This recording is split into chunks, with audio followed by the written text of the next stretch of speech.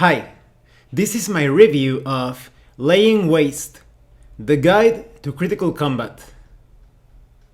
Laying Waste is a supplement for the Pathfinder role-playing game.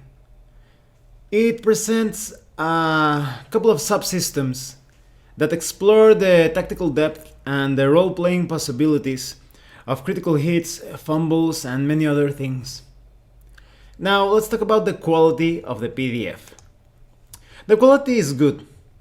You have your bookmarks, you have some very good illustrations showing you different gory and bloody situations related to wounds and combat. And you have hyperlinks in different parts of the document throughout the entire document, and it's very handy because these hyperlinks take you to the system reference document according to a rules concept or terminology that you click on. So that's very handy to have if you forget some rule or some rules related element. You can click on that specific concept or rule and it will take you to the system reference document. Quite handy to have. I do have some nitpicks when it comes to the quality. Well, first of all, this is the lesser one of the nitpicks is the some of the illustrations repeat themselves. Not many, but some of them do, and some of them seem a bit out of place at times. So for example, you have a section with the different critical hits tables, and you have these very nice illustrations showing you the different wounds and effects. However, some of the illustrations are just characters striking a pose, and they seem a bit out of place because of the section concerning critical hit effects. And you also have a couple of errors. For example, in page 131, you have a text box that it seems like it was a bit cut off at the bottom. That seems, well, a bit out of place with the otherwise pleasing aesthetic of the document. And in the magic appendix, it seems like there's a missing spell. You have a blade leap, and you have the school to which it belongs to, the level of sorcerer or wizard that can cast the spell, the casting time, and the components, but you have nothing about the effect, about the way that spell works. So that seems like a missing spell to me. But besides that, the quality is good. Now let's talk about the contents. This document has a very simple structure. You have definitions of the core concepts that you will use in these subsystems, and you also have different tables for critical hit effects and fumbles, and you also have archetypes and critical fits, and at the end you have the different appendixes concerning called shots, armor as damage resistance, damage reduction, and different variations of things that you have probably already seen in Ultimate Combat, but these variations have been tailored for this the Laying Waste critical hit system. Now let's talk about the core concepts. Laying Waste takes a very interesting and quite fun approach to critical hits. When you roll a critical hit, it's an automatic hit. You don't need to roll again to confirm that critical hit. And then you make a severity check. And this severity check, depending on how well you are at it, you will get some additional hindrances and penalties and such, depending on the type of damage or wound that you inflicted upon your opponent. So the cool thing about Laying Waste, it's that it doesn't just add more damage to a critical hit. It adds something very interesting in the terms that it can color a specific segment of battle. It makes each critical hit memorable. You won't just roll your dice to see how much damage you deal. The description of the wound, of the stabbing wound or maybe the crushing wound that you inflict upon your opponent is going to be quite graphical. And this will have effects on the overall pace of the combat, to the point that each critical hit feels like a very nasty hit that could spell the long-term doom of your character or your enemy. Now, this severity check is modified by different things, such as your attack roll, your damage multiplier, and the size difference between the opponent and your character. So, with this severity check, you don't just deal a bunch of dice to do more damage overall. When you can roll your critical hit, you deal a maximum amount of damage, just of the normal damage that you deal with your weapon without adding the multipliers. And then you get all these secondary or side effects that, as the battle progresses, the opponent that has been wounded by these critical effects will become easier to wound and less effective during the fight. So it feels like a sort of like a disease or poison effect unless it is treated by first aid. It's not exactly that, but it felt like that to me during the different combats that I applied this system. Now let's talk about the different critical effects. It depends on which type of weapon that you are using, or rather the type of damage that you are inflicting. So for example, you are using a mace, which is a blunt weapon, it's going to be a different critical effect than, for example, if you are using a sword, which is a slashing effect. So that's quite nice. It makes the combat feel a bit more grittier and realistic in a way. And each of these effects has a light variation, a moderate variation, and a severe variation, depending on how successful you are at your severity check. So for example, let's talk about the bludgeoning effects. A light bludgeoning effect could be armor dent. In armor dent it says, target suffers maximum damage and attack also deals damage to target's armor. And then a moderate effect would be 2 for 1. Target suffers maximum damage and you deal normal damage to one adjacent target. And you get other effects in the severe category, such as Shattered Hand. Target suffers maximum plus bonus damage and 1d2 constitution and strength damage. All attacks and skill checks using that hand suffer a -2 penalty. Now, all of these critical effects have, at least a lot of them have a saving throw. They allow a saving throw based on your fortitude or your reflex save, depending on the type of wound that is being inflicted. So it doesn't just happen and doesn't feel like it's an unbalancing element in the flow of combat. There is a way to avoid these critical effects, but even if you succeed at your save, you usually end up with some sort of secondary damage, maybe the bonus damage or some other minor penalty. So that way each critical hit still feels quite painful. And each one of these critical effects has a more severe variation of it. So for example, or moderate. So for example, the light bludgeoning effect of 2 for 1 also exists in moderate bludgeoning 2 for 1 against, but it's the moderate version.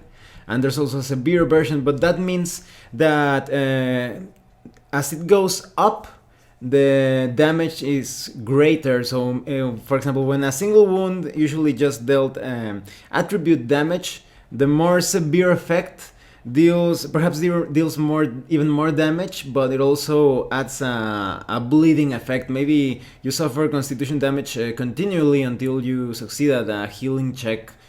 So that makes it feel like each critical hit could determine the outcome of the fight, unless you heal yourself or unless you take into consideration what type of damage you suffered and adjust your strategy to that.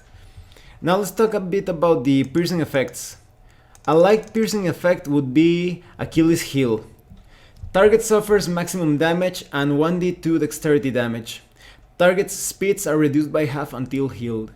It would be pretty cool if you managed to inflict this effect while using a bow and an arrow or some type of ranged weapon. And then you have the moderate piercing effects. An example of this would be bicep wound. Target suffers maximum damage and 1d3 strength damage. A severe piercing effect could be blown back. Target suffers maximum plus bonus damage and is knocked prone. Now let's talk about the slashing effects. A light slashing effect could be across the eyes. Target suffers maximum damage and is blinded for 1d4 minutes. That's pretty nasty. And then you have a moderate slashing effect would be Nerve Slice. Target suffers maximum damage. 1d6 dexterity damage, and target can take only one move or standard action on their next action. And then you have Severe Slashing. A severe slashing effect would be Decapitation.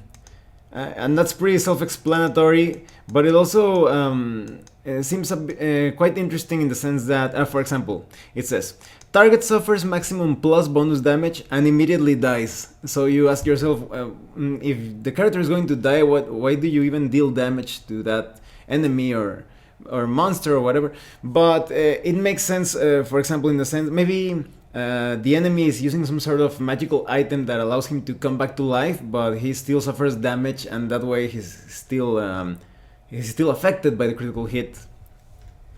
Now, all these critical hits are quite colorful. As you can see, you're going to see disemboweling effects. You will be able to inflict collapsed lungs and puncture lungs with your weapons, and you're going to deal damage to kidneys and such. And they all have their own effects, the way that character suffers some sort of attribute damage or suffers some sort of penalty. So each critical hit feels quite colorful. You're going to place a lot of importance and emotional investment into each critical hit. It's going to be a quite descriptive segment of a blow dealt during battle. That's quite nice. Now let's talk about the critical feats. All of these critical feats are quite combat oriented, but not all of them have to do with critical hits. So for example, you have acrobatic reflexes. You can substitute acrobatics checks for reflex saves.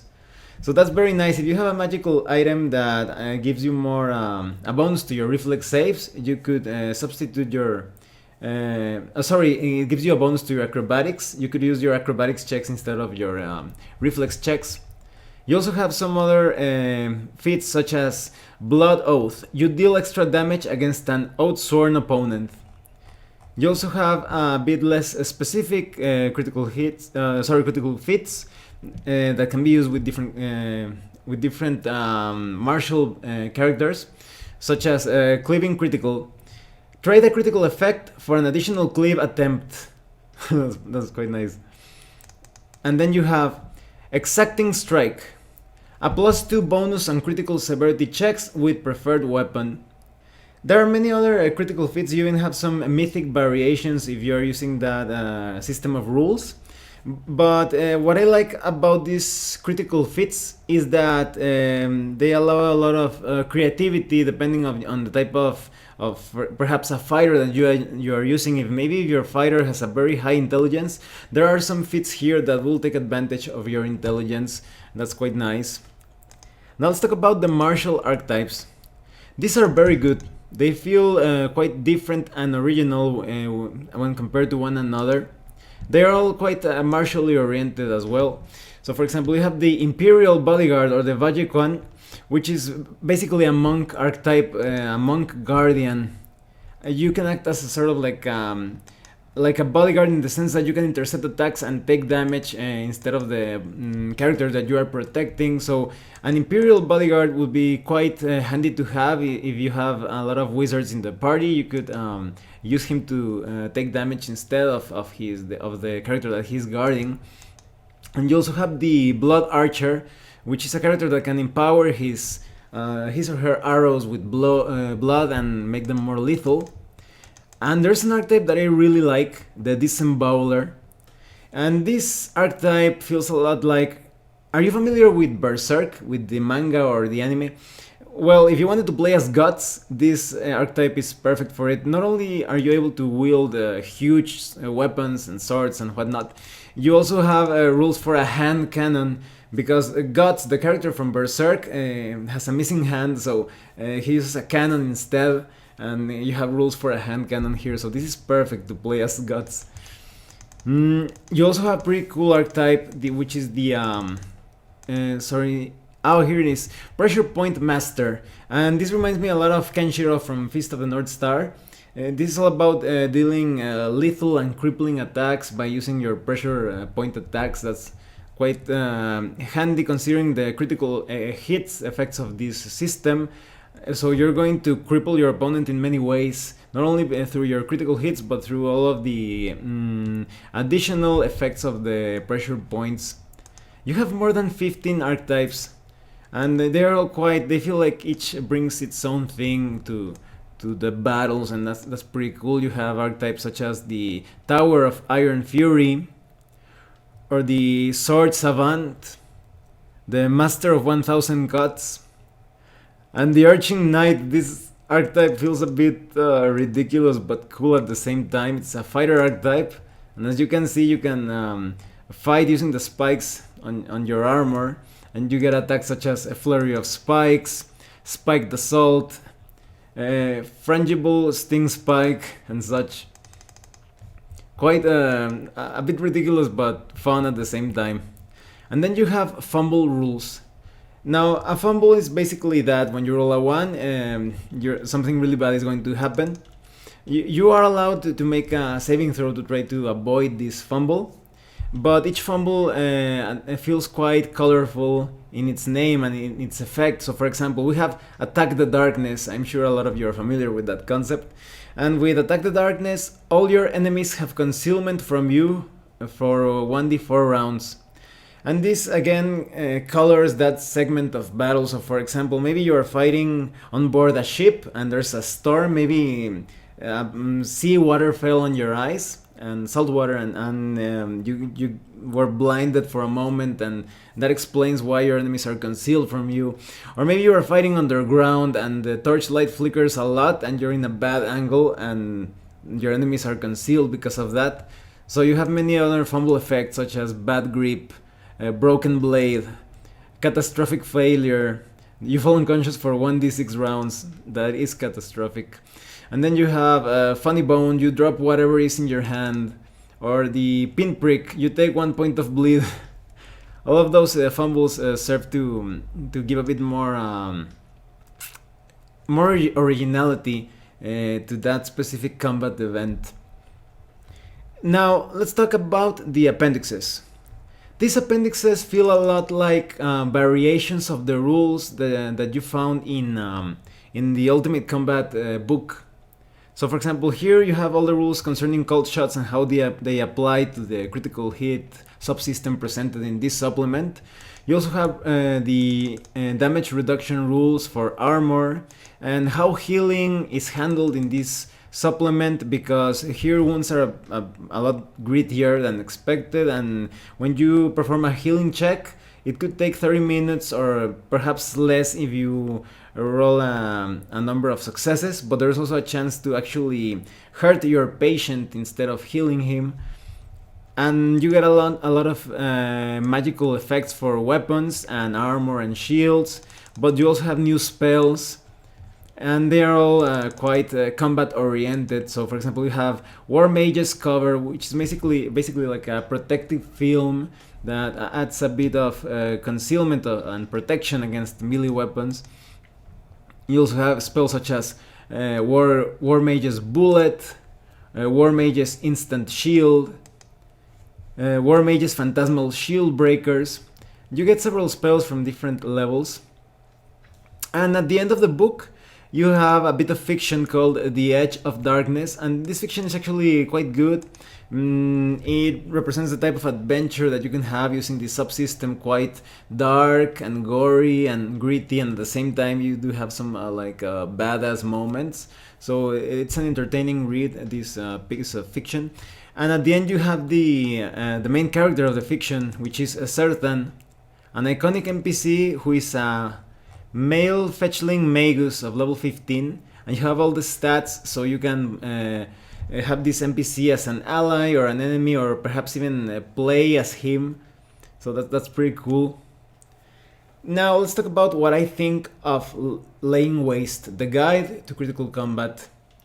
This is a really good supplement because critical hits sometimes feel a bit not as special as they would have felt in some other old school variations of the D20 system. So instead of just dealing damage, here you have all sorts of additional and secondary effects that not only hinder your opponent and make him more vulnerable as the battle progresses, it also serves as an excuse so you can make cool descriptions when you are cutting across your opponent's forehead, or maybe busting your opponent's gut with your Morning Star, and that serves just like as an excuse to create a memorable battle. And the same goes for fumbles and such. The archetypes are pretty cool. I especially like the Disemboweler, as I was telling you, and all the different appendixes, the cult shots, armor, and healing, and such. Give a lot of variations, and there are even more optional rules spread out through the document.